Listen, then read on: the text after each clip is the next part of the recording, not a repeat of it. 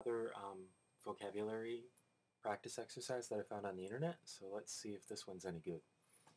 The criminal was asked to aid police in their inquiry.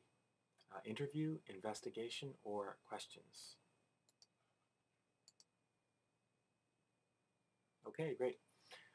He marshaled the troops for the offensive.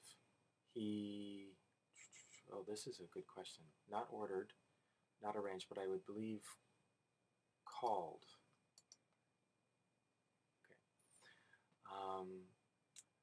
Okay, the use of penicillin is diffuse, limited, widely available, increasing.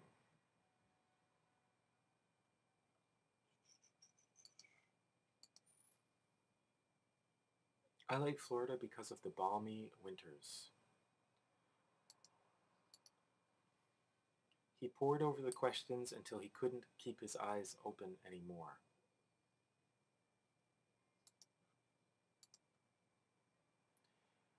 You will find the office at the main intersection.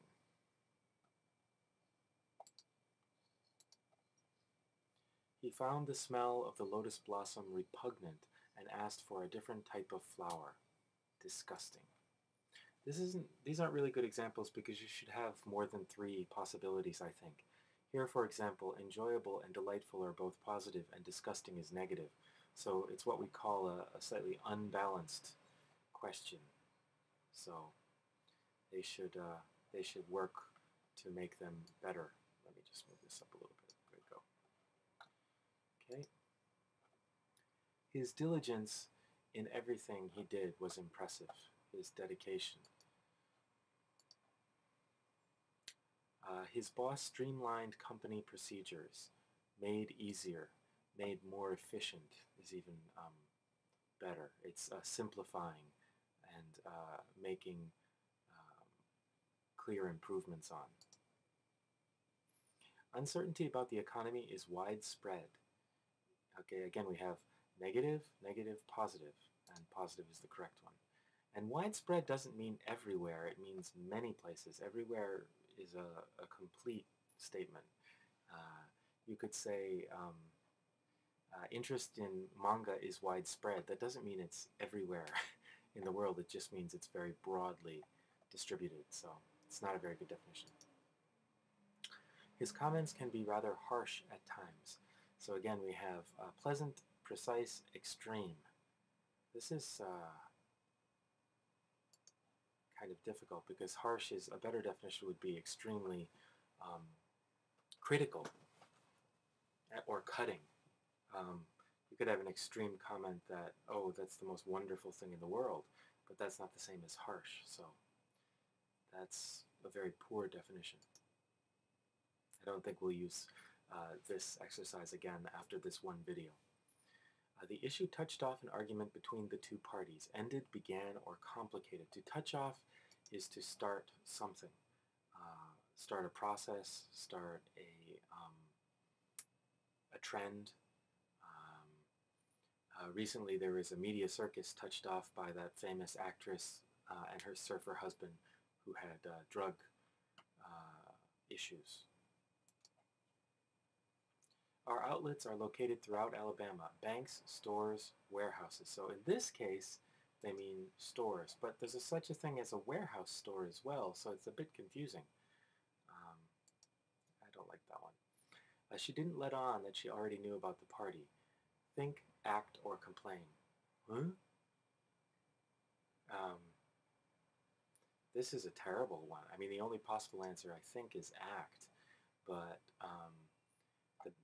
this really means reveal. She didn't reveal the fact that she already knew about the party. But it can't be think, it can't be complain. That's a foolish one. You'd better get a few winks before tomorrow. This is, um, this is terrible. A few winks means some sleep. So the correct definition is not simply sleep. It would be some sleep to be grammatically correct. Because you should be able to put it into this spot. You better get sleep before tomorrow. It doesn't sound quite correct. Plus, this is such a colloquial expression. I don't think they're going to ask you that. It wouldn't be a very good TOEFL question. Teenage lethargy is often due to lack of proper nutrients, enthusiasm, sluggishness, or boredom. Uh, Lethargy is a feeling of genki nai, extreme, an extreme lack of energy. So, okay, unfortunately, information concerning the latest crisis in the state government is arriving piecemeal, bit by bit. Okay? Many of the students' attitudes are considered too cynical for publication. Interesting. Encouraging, sarcastic, or deprived.